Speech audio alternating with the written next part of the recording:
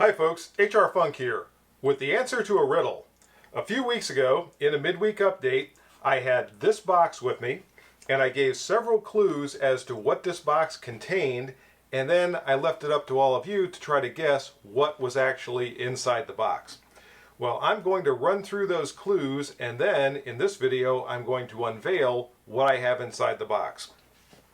The first clue that I said was the box itself, and this is the box used for Smith & Wesson firearms from around the late 80s till the late 1990s. And specifically on the box, you'll note that it says pistol.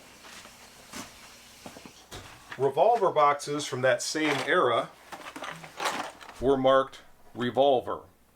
So this was the first clue to try to help you out. You could exclude all the revolvers, and I did get some guesses from some folks out there that this contained one or another type of revolver, and that's not the case. The next clue that I gave you was that this particular firearm was something that I had mentioned in one of my videos over the course of the last 6 months, and I absolutely did. In fact, I mentioned it in a video that was only maybe 3 or 4 weeks before that midweek update. And this particular pistol is one in the midweek update, one of the pistols that I identified as being one of less than 4,000. This is actually one of less than 3,300. So at this point, if you were paying close attention and you know a little bit about the packaging used by Smith & Wesson, you know it's a Smith & Wesson firearm manufactured somewhere between the late 80s, the late 1990s. It is a semi-automatic pistol, not a revolver, and it's a very limited edition item with less than 4,000. And with those clues, and admittedly that wasn't much to go on, but some of you did guess it, this is a model 5943 SSV, which was my duty pistol from late 1991 until my department transitioned to a different pistol in 2000. And we're going to take a close look at this pistol. I'm going to talk about some of the history of the 5943 SSV itself, some of my personal history with it, and before everything's said and done, we'll get out to the range and do some shooting with this pistol. The 5943 SSV was only manufactured in 1991, and according to my standard catalog of Smith & Wesson, there were only 3,277 of the 5943 SSV pistols manufactured. Keep that in mind as I open this box and show you this brand new, in the box, unfired example of a 5943 SSV. And opening this box is a little bit like opening a time capsule, because the first thing we see is all of the paperwork that Smith & Wesson put in with their firearms back in those days.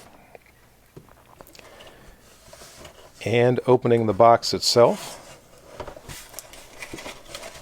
and removing the paper, we find, as I said, a brand new unfired 5943 SSV. By the way, SSV stands for short slide variation. I'm going to tell you some things about this pistol, and as I said a few moments ago, eventually we're going to head out to the range, and this unfired pistol will then become a fired pistol. Before I go any farther in this review, I have to tell you that this 5943 SSV came to me through the good graces of one of my viewers. And he's actually a viewer who's become a friend. He heard me mention in that previous video that this had been my duty pistol for 10 years back during the 1990s, and he found one on Gunbroker and sent me the link to it. Subsequently, I was able to purchase this pistol, and to have one of these pistols again, particularly a brand new unfired version, is something I never thought would happen. When my department traded these pistols, I really wanted to purchase the one that I had, but because of the way that process went, I was not able to. And since that time, these pistols are rare enough that I have seen exactly one at a gun show. over the course of the last 20 years now, and the one that I saw was in pretty rough condition. I ended up not buying that one. So to have one in this kind of condition again is, again, amazing. It's something I never expected to happen, and I am very glad to have this pistol back with me again in my collection. The duty pistols that we had the prefix on the serial number of TFP, and I don't know if you're going to be able to read that or not, but this pistol also has the prefix TFP to the serial number. The production of the 5943 SSV was limited to the point that there were only 2 prefixes used. I think the other one was TFO or something like that. So again, only 3,277 of these pistols. My department had 20 of them years ago, and now I've got a brand new one for myself, again, thanks to one of my viewers. So what exactly is the 5943 SSV? First off, it is a 59 series pistol, meaning it has the full-size frame of the 5900 series, which accommodates the 15-shot magazine. This is a lightweight alloy frame, so this pistol is considerably lighter than a comparable all stainless steel or all blued steel version. The SSV part of its nomenclature comes about because of the 6900 series barrel and slide attached to it.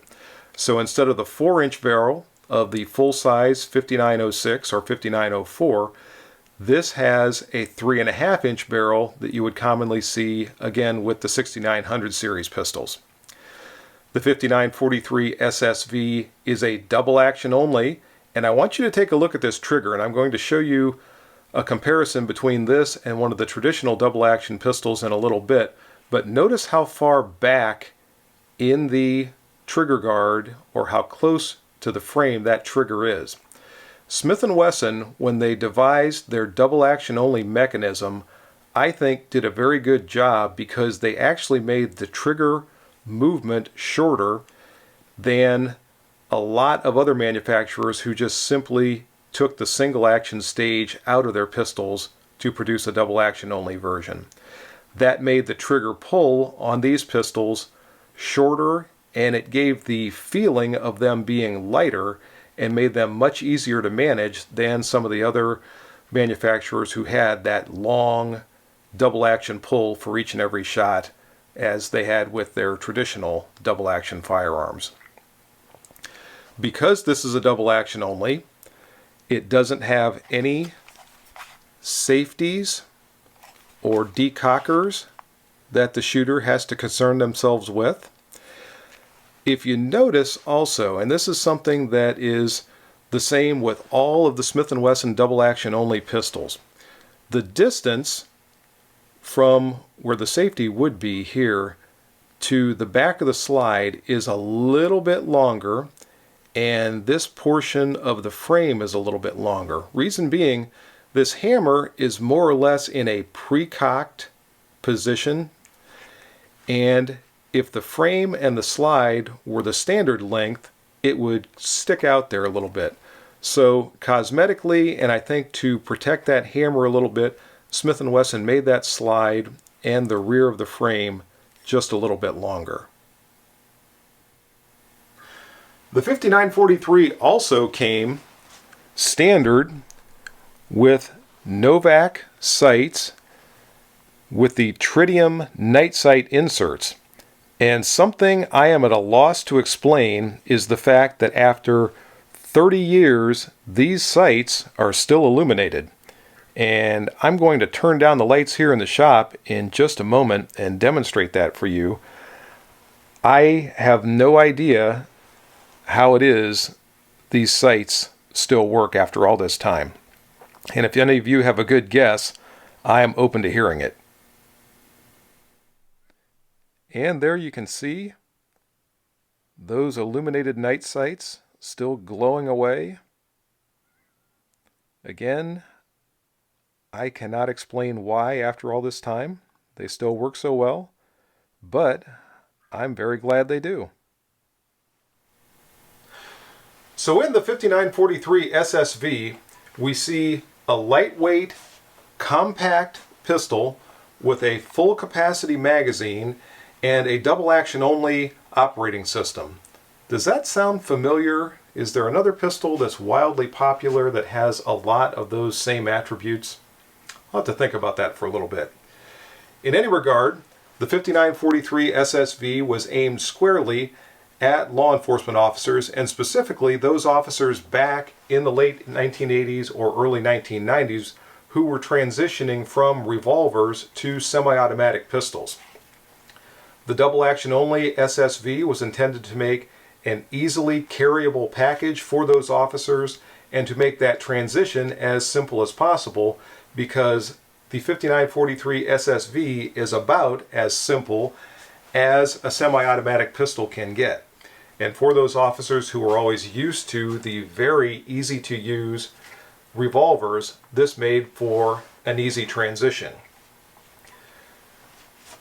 I'm going to grab my 5904 quickly and just show a comparison between the 5943 SSV and that traditional double action 5904. And here is my 5904. And I'm going to try to hold these up in some way that you can see them both closely to compare them. There you can pretty much see the difference in length of the 5904. Also notice this area behind the safety on the 5904 and the distance to the rear of the slide, and you can see where the safety would be on the 5943, and as I mentioned, that's just a little bit longer on the 5943, similar to the distance from the rear of the grip to the grip tang, and you can see on the 5943 it's just a little bit longer. Also, look at the triggers. If I can somehow get these where you can see them both at the same time, or maybe try to line them up this way, you can see that the trigger on the 5904 is positioned about halfway between the rear of the frame and the front of the trigger guard, and you can see how much farther to the rear that trigger is on the 5943 SSV. And again, this is the same as any other double action only Smith & Wesson pistol. Now, because of the redesign of the action, there is something to be aware of with the double action only Smith & Wessons. With the traditional double action pistols, if a cartridge misfires, you have second strike capability. With the double action only pistols, if you have a misfire, there is no second strike capability. So you have to resort to a tap, rack, and bang drill in order to get the pistol back into service. But again, because of the redesign of the action, you don't have that second strike capability with the double action only Smith & Wesson pistols. So how much difference did Smith & Wesson's redesign of the trigger mechanism make in the trigger pull? Well, I already know that the double action trigger pull of my 5904 exceeds the 12-pound limit of my Lyman trigger pull scale. So let's see where the 5943 SSV breaks. Keep in mind, this is a brand new unfired pistol, and once it gets several rounds through it, or several hundred rounds through it, this trigger pull will probably come down some.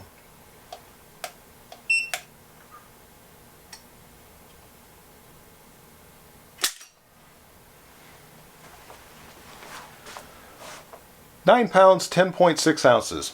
So a little over 9.5 pounds. Let's try that one more time.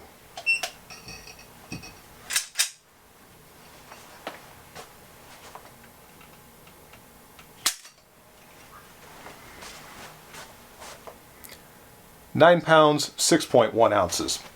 So significantly lighter than the trigger pull, the double action trigger pull on the 5904. And not only is it lighter, but it's also shorter and smoother. which when I carried one of these as a duty pistol, I came to understand really helped for fast, accurate shooting almost as much as having that single action trigger pull with the traditional double action system. When it comes to weight, we can see the value here of the alloy frame on the 5943 SSV and also that shorter slide and barrel. The weight is coming in right at 28 ounces, which is significantly lighter than the steel frame pistols that Smith & Wesson was producing at the time. And also, it's only an ounce or two heavier than most of the polymer frame pistols that are being produced these days. Now, as I said, the 5943 was targeted squarely at the law enforcement market back in 1991 when these pistols were manufactured. And the promotional material of the day associated with the 5943 SSV made that very clear. Even so, my younger self back in 1991 was not at all a fan of these pistols. At that time, I'd been carrying my Smith & Wesson 40-06 for a little over a year, maybe a year and a half. And again, my younger self, and in fact, I'm shocked, but here is my younger self who has come to apparently tell us what he thinks of this pistol. How are you doing, younger self? Man, I just came in off of patrol, and I gotta tell you, patrol is where it's at.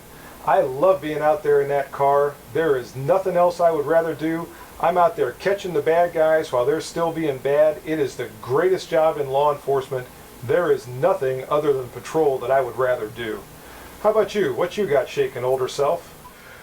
Well, I was just telling the viewers here about this brand new 5943 SSV pistol that you're going to be issued late in 1991 and telling them something about it. Viewers? What viewers? Are you on TV or something?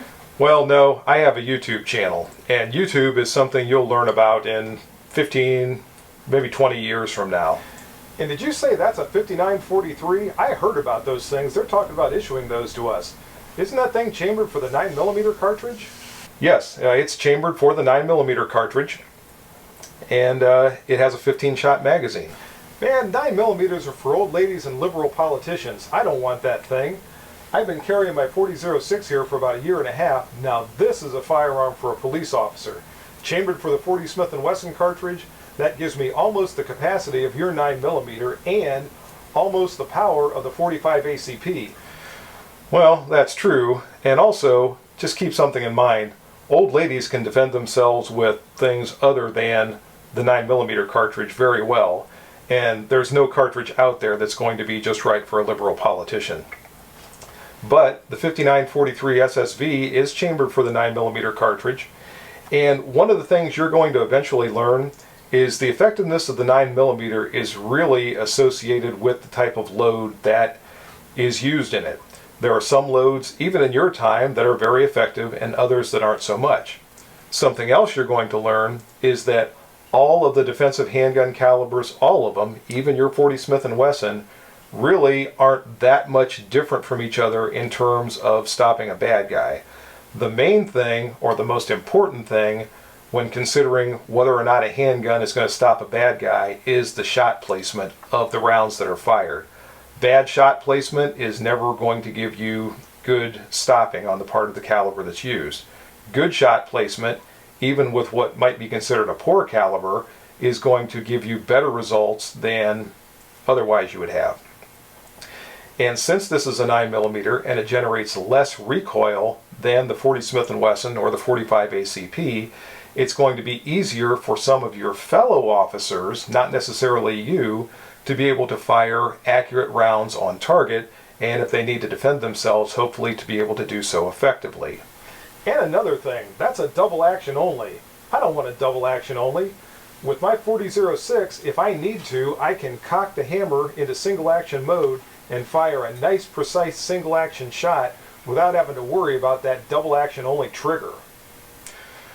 Again, that's true, but keep in mind, officer-involved shootings tend to be close range, very rapid affairs. Unlike what you see in movies or on TV, there's not a lot of thumb cocking and slow aimed sighted fire going on. It usually tends to be very close and very quick, and in that kind of a situation, that double action only is not really going to be an impediment. Also keep in mind that you're not the only one that's going to be issued these pistols. They're going to be going to some of your fellow officers who have been carrying revolvers for their entire career, and this is going to make a much easier firearm for them to transition to. What? Those guys carrying revolvers are old guys, kind of like you, older self. I need to carry what's going to be most effective for me and what's going to work best to maintain my own safety. Well, this is something that could impact your safety too, Junior, because some of those same officers that have been carrying the revolvers their entire career are now potentially going to be backing you up. You don't want them to be backing you up with something that they're not going to be competent or comfortable handling. Also, if they have to defend themselves, they have to be able to do so effectively. So giving them a firearm that is more complicated or makes for a more difficult transition is not going to be something that's going to be beneficial for you or them. Nah, that thing's got an aluminum frame too. I don't want something with an aluminum frame. That thing's going to wear out or break. My 4006 is all stainless steel. This thing is built to last a lifetime, and it is extremely strong. Yes, it is, and that also makes it heavier. Metallurgy has developed to the point where the alloy used in firearms these days really is not that much more subject to wear than steel. It may have visible wear that you can see that's a little bit different, but as far as actually wearing out, that doesn't tend to happen. I mean, consider this. When you were in the Marine Corps, you had an M16 that had an upper and lower receiver made out of aluminum, and nobody was really concerned too much about those things failing. Man, I can't even believe I'm having this conversation. You stay here, do whatever you want to with that 5943 older self. I'm going back out on patrol. I can't believe this. And besides, you sound like a chief. Now there's a job I never want. All right, have a good time out there, hotshot. He had a lot to learn, folks. As something of a testament to the appeal of the Smith & Wesson double-action-only pistols in general, and the 5943 pistols in particular, they were adopted by some very large law enforcement agencies. Among them were the Cleveland Police Department here in Ohio, that adopted a version of the 5943 that had a full-length 4-inch barrel and a stainless steel slide. Also, the New York City Police Department adopted a version of the 5943, and the Royal Canadian Mounted Police adopted a version of the 5943, and I think the Mounties still might be using some of theirs. To my knowledge, my police department here in Ohio was the only one to ever adopt the 5943 SSV, which once again is the short slide variation, for a general issue pistol. And as you can see, our pistols had the blued slide, so we did have to wipe them down every once in a while to keep them from rusting, and the stainless finished alloy frame. As I said, the 5943 SSV was acquired by my department in late 1991, and we made the transition to this pistol around December of that year. These pistols were acquired by my captain, who was much smarter than my younger self, and he saw the value of the double-action only system to officers who were transitioning to a semi-auto firearm from a revolver. He also saw the benefit of having a firearm that was lighter and more compact than some of the full-size steel frame pistols, making the 5943 SSV ideal for plain clothes carry and even off-duty carry. This pistol, while I was using it during the 1990s, was extremely reliable. I don't ever remember a malfunction with this pistol. I can remember going to training with people with different types of firearms, and they would experience malfunctions. And these were not bad firearms. I saw Glocks that malfunctioned. I saw Berettas malfunction. I saw SIGs malfunction. I never remember having a malfunction with my 5943 SSV. And this was during the time that I was getting starting in hand loading. And even with those early hand loads, which probably should have caused some malfunctions, I don't ever remember having a malfunction with this pistol. So it'll be interesting when I get it out to the range to see how this one runs. Since it is a brand new unfired pistol, you always have to wonder if there could be something left over, a burr or something from manufacturer that could cause some issues. But I'm expecting that it's going to run like a top. I'm expecting the accuracy is going to be very good, and I can't wait to get it out there and shoot it. So it's time to pack things up here at the shop and head out to the range, and we're going to see how this 5943 SSV performs. Folks, my original intent with this video was to go straight from my shop review of the 5943 SSV out to the range for the shooting segment.